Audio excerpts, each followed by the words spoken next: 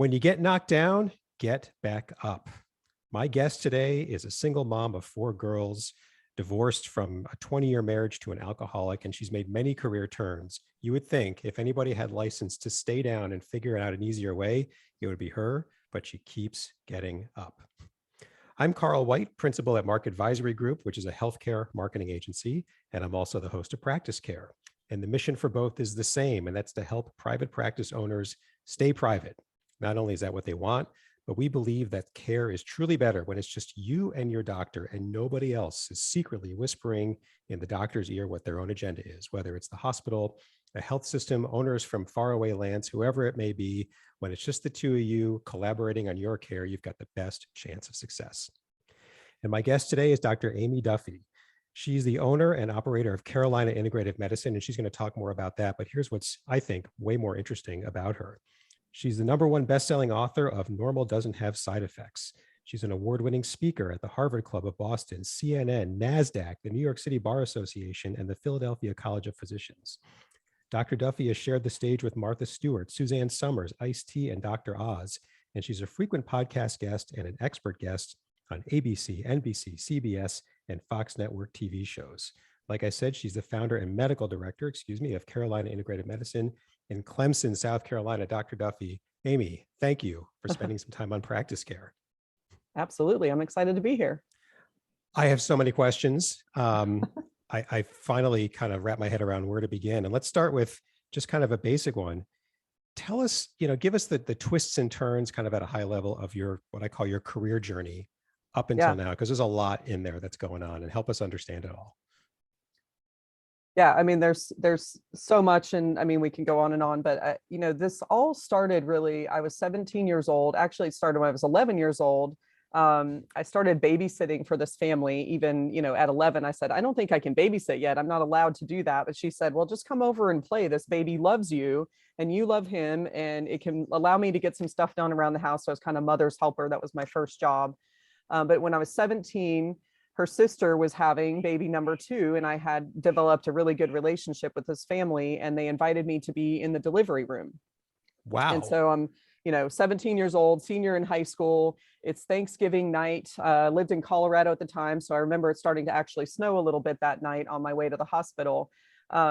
And that moment, I was up at the head of the bed. I wasn't down in the business end of things at that moment, but baby is placed all of us on parents mom's out there. chest. That's good to hear. Yeah, you can be at the head end. So baby is placed on mom's chest, and I mean, it was like, that was this aha moment of like, this is the coolest thing I've ever seen. Like, this is what I want to do. I already knew that I kind of wanted to be a doctor, but I thought I was going to be a pediatrician because I loved babies and I loved kids and I was a babysitter. That was my job.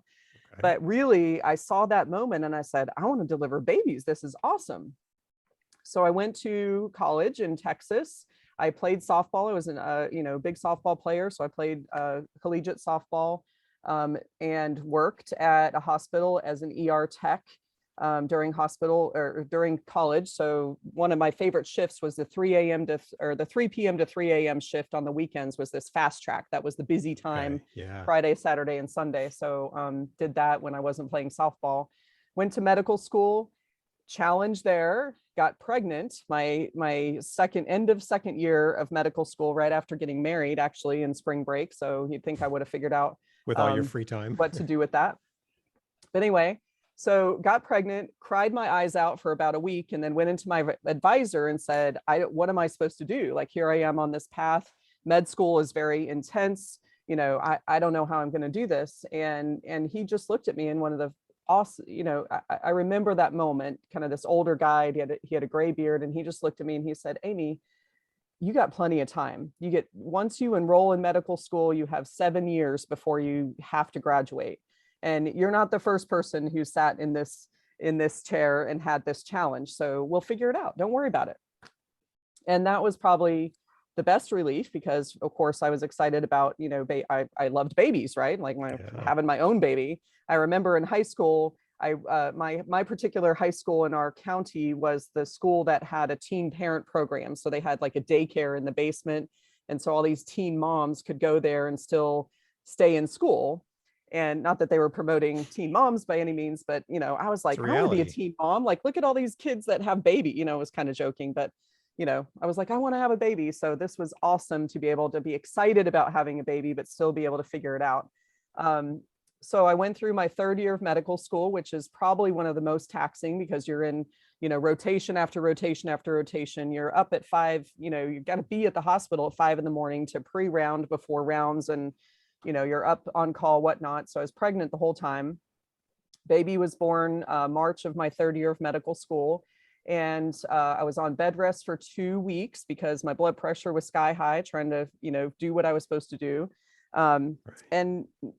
And really that was a turning moment because I decided at that point I could have taken 4 weeks off and jumped right back into the rotation.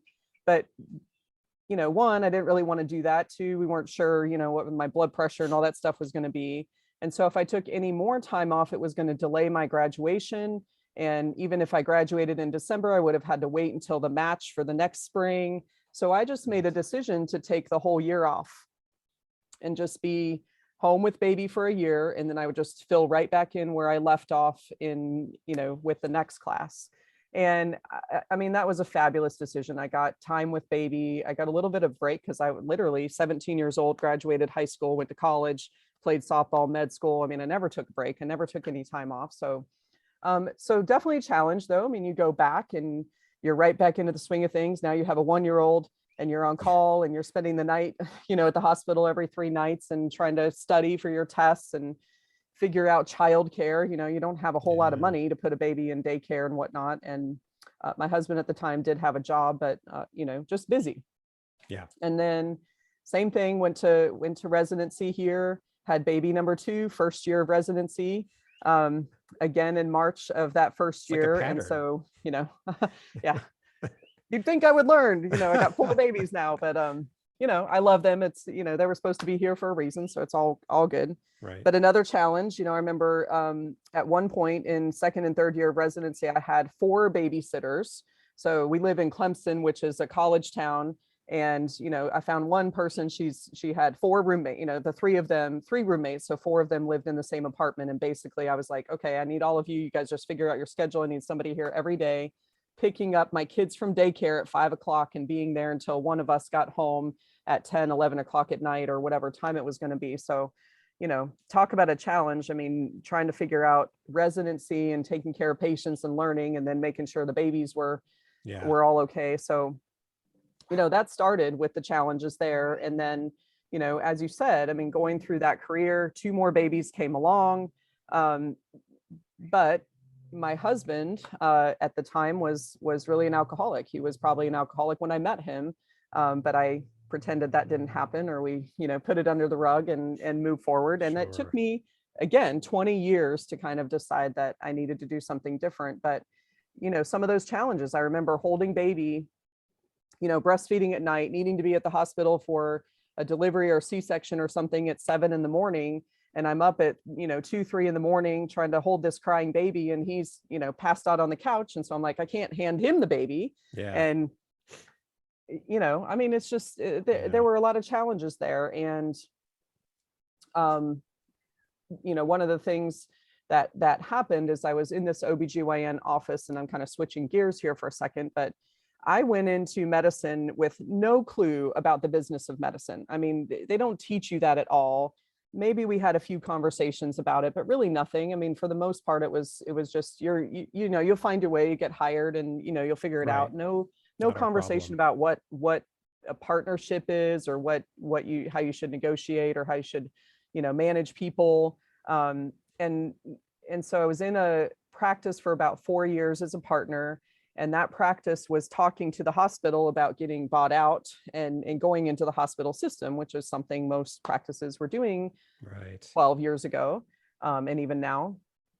And I just couldn't do it. I said, I don't want to be employed by somebody. I've seen my friends that are, going down that path, and they're miserable. They have all these rules, they have all these, number of patients they have to see, and they're staying up, late at night, or they're working on Saturday to get all their charts done. not that that is not an important thing to do, but it's like they don't, they get dinged and they get fined and they get, all these rules, and they're really not able to do what they really want to do and take care of the patients. And I was already kind of doing this integrative approach and, with hormones, and we can go into that story as well. But I knew, I'm doing things differently. I'm using labs that the hospital doesn't use. And if I'm bought out by the hospital, I'm going to be forced to only use those labs. And it's not going to really, I don't think I knew everything, but I knew in my heart that that was not the direction that I needed to go. So I reached out to a practice consultant, probably similar to what you guys do, and had this conversation. He said, you can do this, we can help you start a business and start a practice, and I think you would be fabulous. Nobody else in your area is doing what you're doing. So I made the biggest leap I would ever imagine making, and just put faith out there and said, I know in my heart that this is how I want to take care of people and take care of patients. It's good medicine. I loved delivering babies because people wanted to come see you. It was happy. It was fun.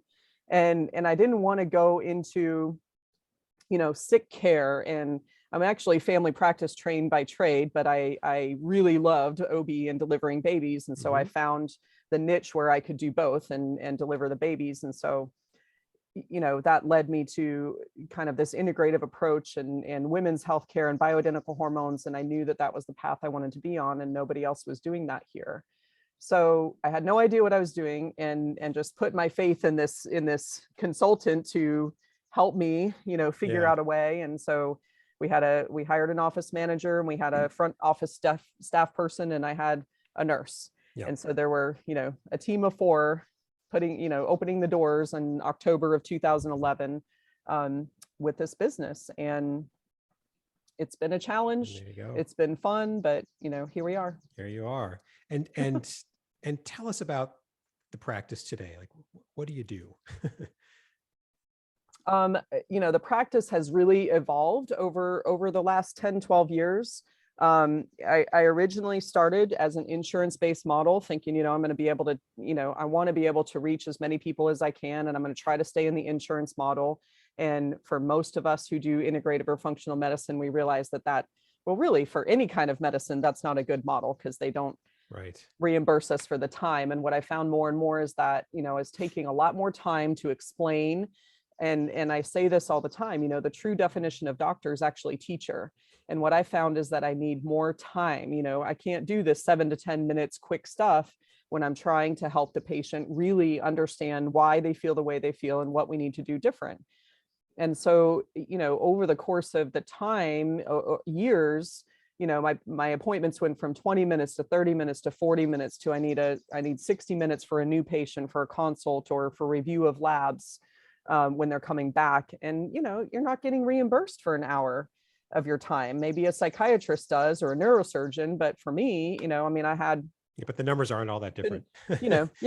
I couldn't really, you can't beef up the chart any more than you really can, and insurance is not covering saliva testing and hormone replacement and things that I was doing. So again, found a coaching service that helped to develop more comprehensive wellness programs and look into some different models of how you can put things together, because I was really doing that, but I was piecemealing it. So about 5 years ago, I started introducing these more comprehensive wellness programs that go over the 5 pillars of health, and marketing for that, which is a whole nother conversation about challenges in the doctoring of people, but you got to doctor your business too. Yeah.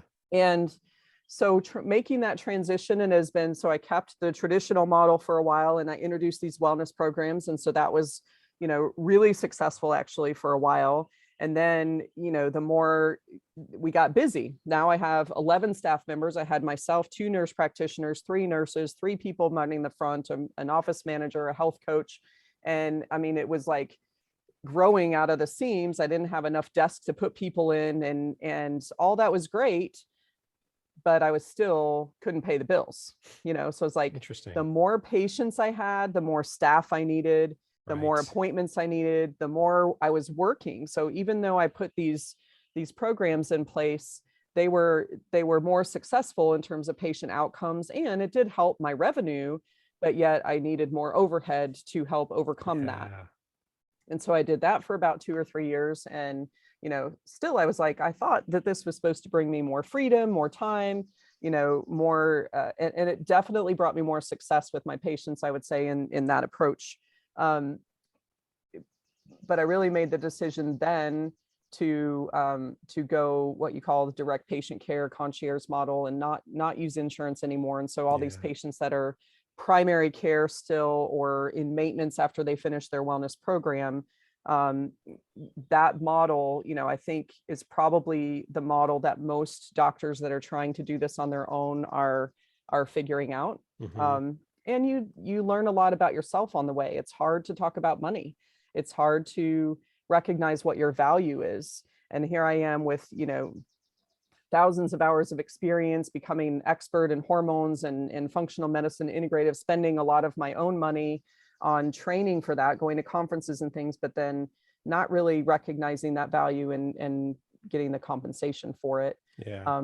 So that's taken some, personal development coaching and stuff to be able to say, hey, Yeah. here's who I am and here's what I have. And Well, the insurance model makes it difficult, right? Because oh yeah, when people don't pay for something on their own, they don't understand, they don't develop a sense of whatever they value it at because right. they're not paying for it. And so, and you're Yeah. the recipient of it on the other side. So neither buyer nor seller, so to speak, has any concept of the value of what you're doing.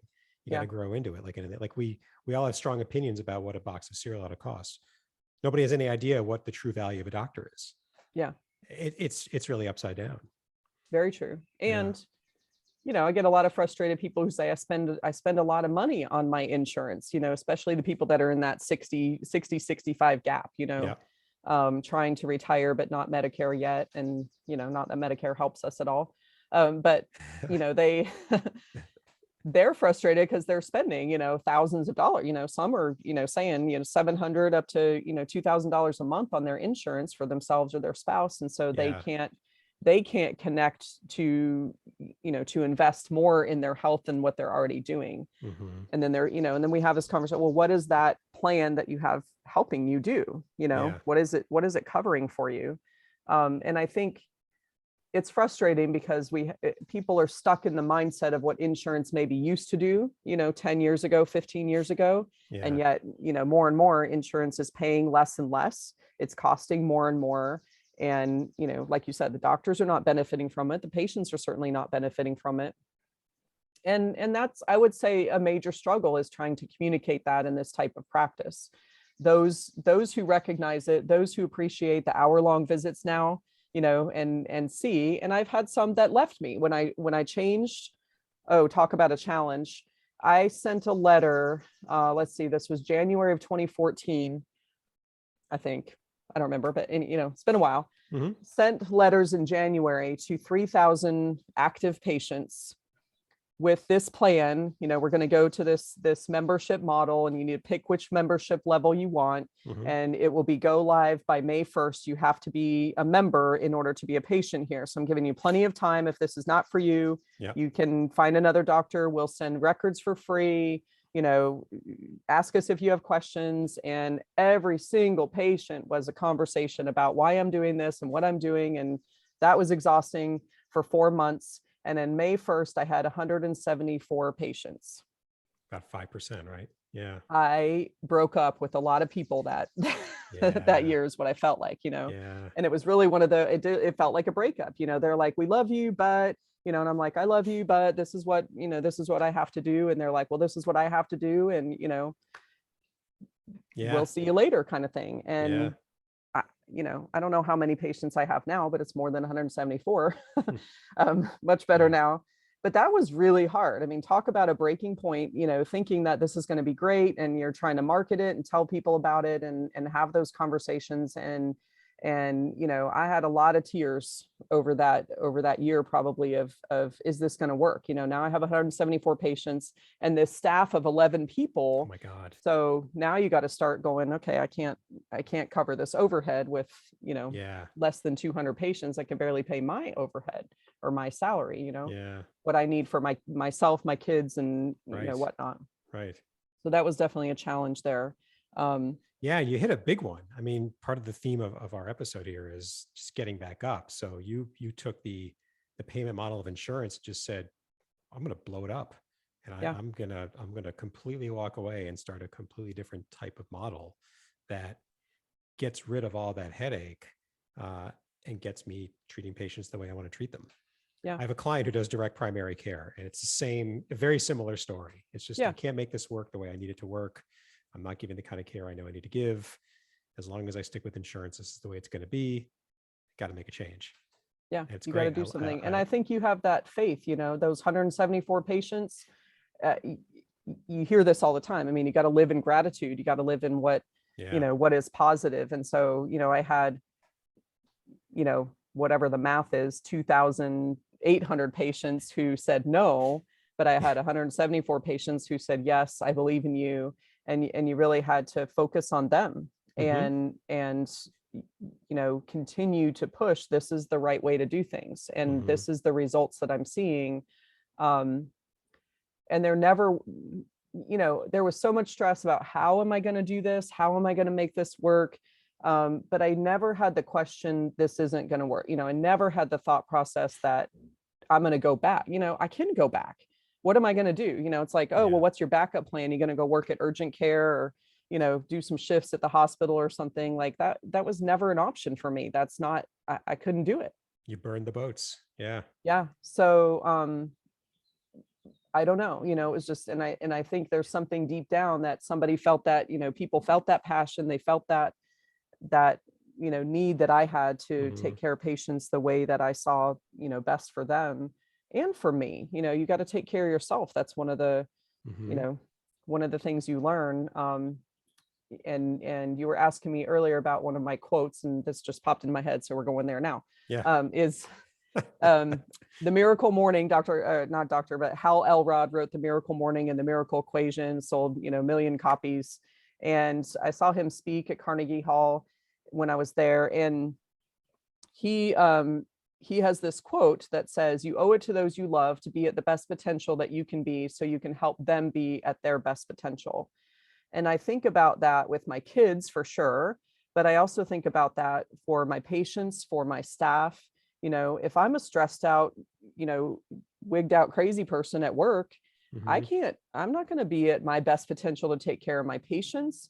I'm not at the potential to give my staff what they need to be able to take care of our patients if they're all stressed out. So I really have developed that culture at our office that is making sure that we're recognizing that for all of us. We don't work on Fridays. Well, here we are working on a Friday, but this doesn't work. Yeah, this is fun. The office is closed on Fridays, and a lot of people do that, and I get that. But my purpose, my reasoning behind that is that if my staff doesn't have that time to take care of them, to do the errands they need to run, to whatever it is that they need to do, then when they're at the office, earlier in the week or the next week, they're not at their best potential. Right. So I want them to be, when they walk in the door at 7:45 on Monday morning through Thursday, they are there. They're 110% ready for the day, and they're happy. My staff love what they do. They love the results that we get with our patients. And I can't say that we don't have busy days, but we don't have stress. And so I felt like I needed to build a practice that resonated that with myself, with my team. And then of course, that leaks into our patients, and helping them to understand how they get stress out of their life the best way that they can. And I can't say that I haven't been stressed. Of course, there's been plenty of stress in my life. My adrenals are better now, but they were not good for a long time. And then you got to bring that home. How can I be at my best potential so that I can take care of my kids? And for moms, you hear that all the time. You got to take care of you. We sacrifice so much for our kids, and I'm sure dads do it too, but it's a mom thing. No, there's that, more at the mom level. You give up, Absolutely. you give up yourself, you give up everything to sacrifice anything you need to help your kids. And I gave up a lot. I spent 20 years in a marriage that was really tough and really stressful, thinking that there's no way I could leave. I'm not going to do that to my kids. I'm not going to split up our family, until I really realized that it's hurt, the pain, the stress that I'm under. probably depressed, but I didn't want to talk about it. And I didn't want to share that with anybody else. Lots of shame, in the medical community. It's like, I know what alcoholism is, but I'm not going to talk about that. I'm not going to share that with any of my friends or colleagues. So, but I realized that it was the effect that it had on me was affecting my kids. I have an 18-year-old, well, I have 21, 18, 14, and 12 now. That's their ages.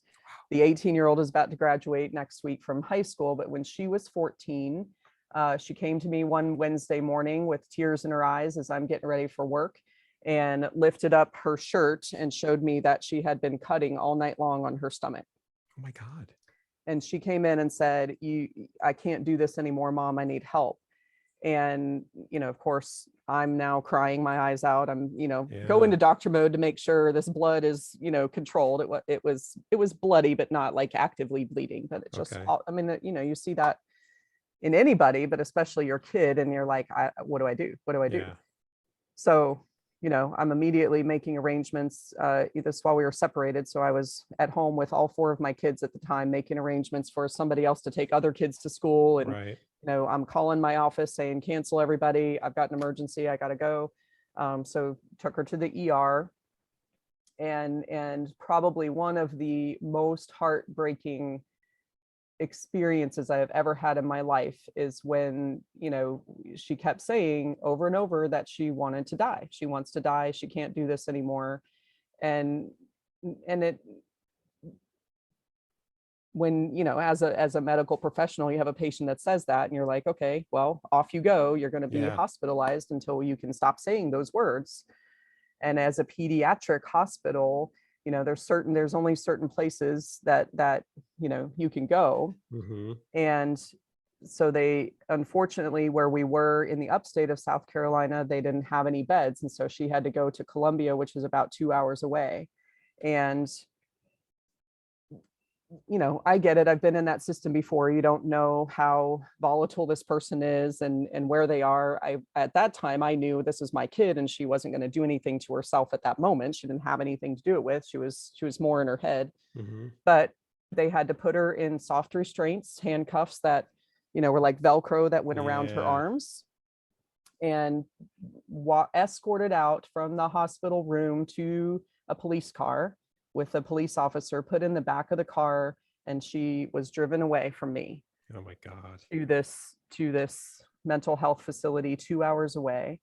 And I almost was paralyzed. I mean, sat on the side of the road, on the sidewalk, watching that car go away, just crying my eyes out, thinking, what in the world am I doing? What have we done to her? I mean, so much mom guilt for, holding all that in. And I was so stressed out. I mean, literally it was separated. So this was during the time of this, probably 2 or 3 years of really stressful time at home.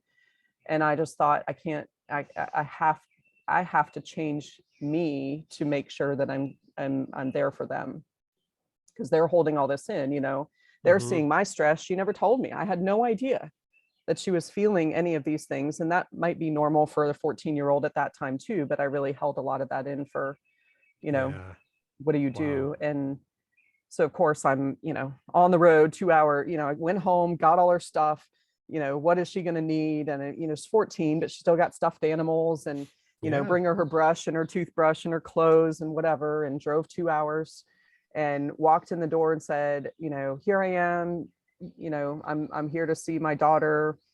And, they're asking who I am and what's going on. And they're like, oh yeah, she just got here. Okay. And I said, okay, so when can I see her? And they're like, oh no, you can't see her.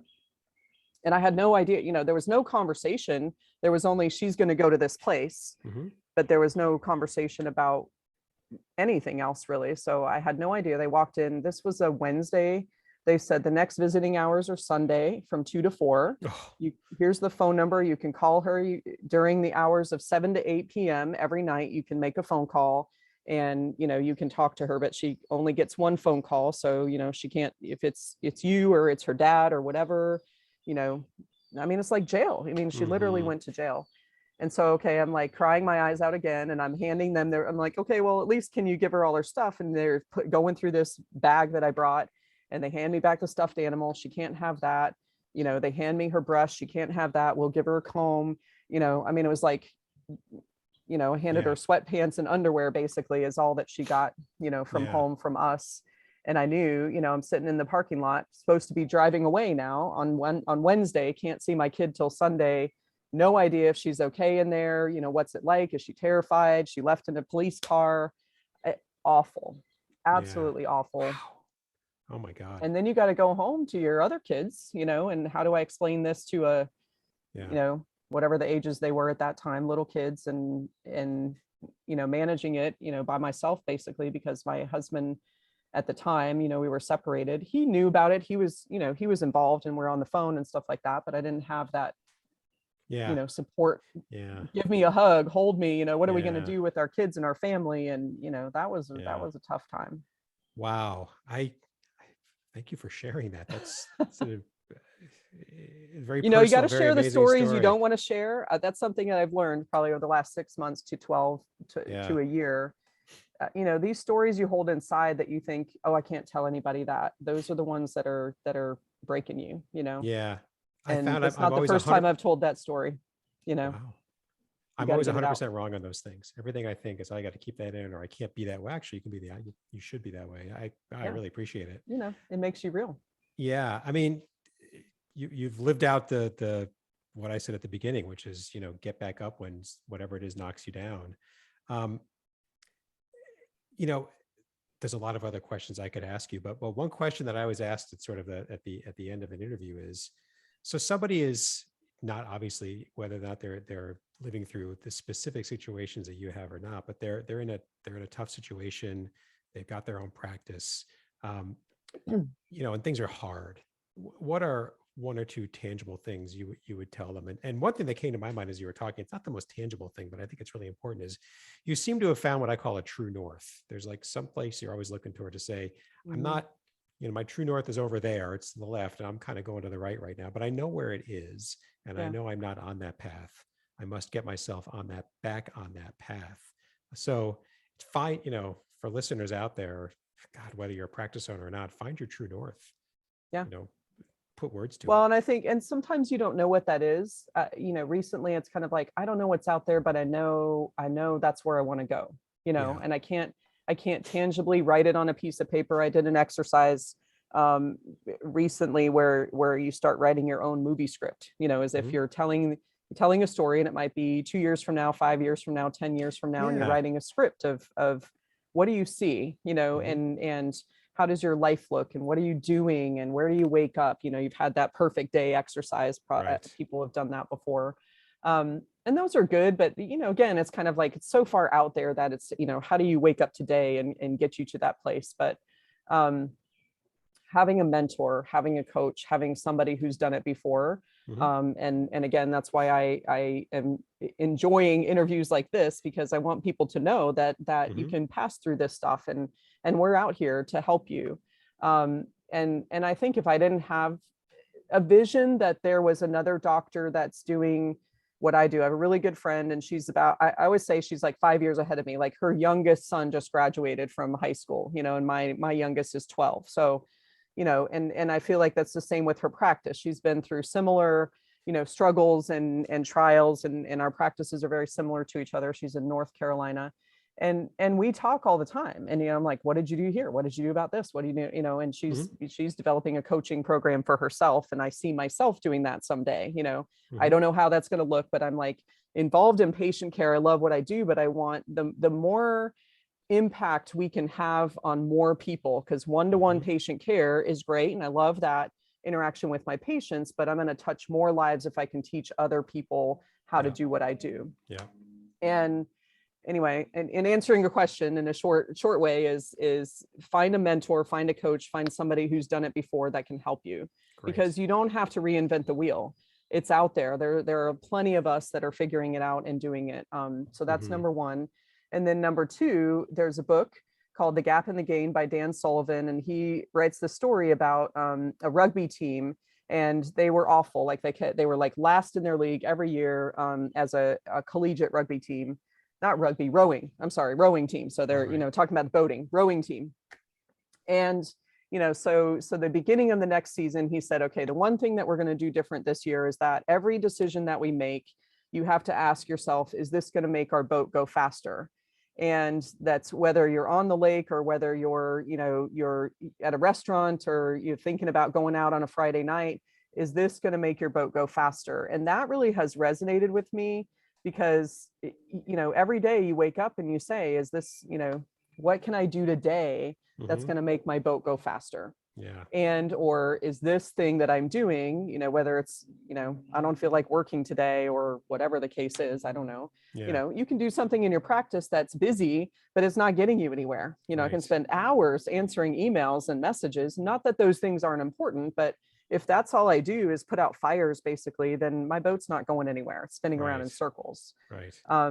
So yes, you need to have your true north, and maybe you don't know exactly what that means, but is your boat going that direction? Number one, Yeah. you Yeah. turn your boat around if that's the Yeah. problem. But then number two, and it may be baby steps. And sometimes you do get caught up in a little current that spins you around for a minute, but look back and go, well, look at where I came from, compared to where I am. And then, just make your boat go faster every day, farther. Perfect. Yes. Very good advice. Very, very good advice. Thank you so much again for coming on PracticeCare and taking the time. Enjoy it. And we will put all of the contact info that you gave us into the show notes so that anybody who wants to look up Aimee or follow Aimee, you can do that.